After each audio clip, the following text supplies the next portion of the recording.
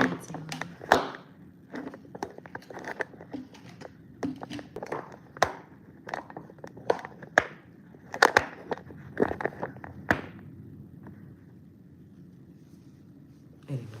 all right, this is chapter 7, Breaking Away. Over the next year, my interest in being with G had gone from little to none. I became enamored with my little boy. My days and nights were devoted to him. Being a mother came naturally to me after so much practice with my sisters. I was no longer cooking and cleaning constantly at G's command. After the baby was born, I no longer cared that much about G's needs, wants, or demands. We were, however, a family, and to strangers, we must have looked picture perfect. On our first night home from the hospital, the baby found it hard to get sleep. He was about 3 days old. As he lay in his bassinet next to our bed, he screamed for almost an hour. When I tried to console my son, G forbade it, saying he would be spoiled. I fought my maternal instinct for a while, but eventually grabbed my son and brought him to bed with me.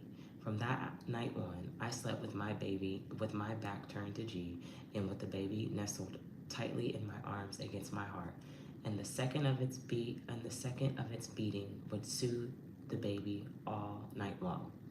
It became evident that G had no paternal instinct. He once said he wanted a baby just to see what he could make. Once he saw him, his interest quickly faded. One night, I placed the baby in bed between us for a few moments as I sat up to drink a glass of water I'd left on my nightstand.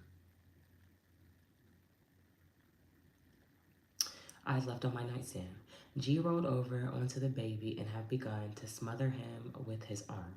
I aggressively pushed G off the United States. I'm in the US. I aggressively pushed G off my son. Hold on. G rolled over onto the baby and had begun to smother him with his arm. I aggressively pushed G off my son. As time went on, I began to feel as if I had to choose between my son and his father. G had a way of pouting angrily. He sucked his teeth and blinked his eyes excessively. It was a silent intimidation, and one day he had admitted to me that he had become jealous of our son and the attention I showered on him. The baby took all of my time and energy. From the moment he was born, his needs superseded everyone's, especially G's. Hi. In general, I knew it was normal for fathers to feel this way, but when it came to G and his pattern of behavior, there was no telling what shape of jealousy would take and how much further it would erode our relationship.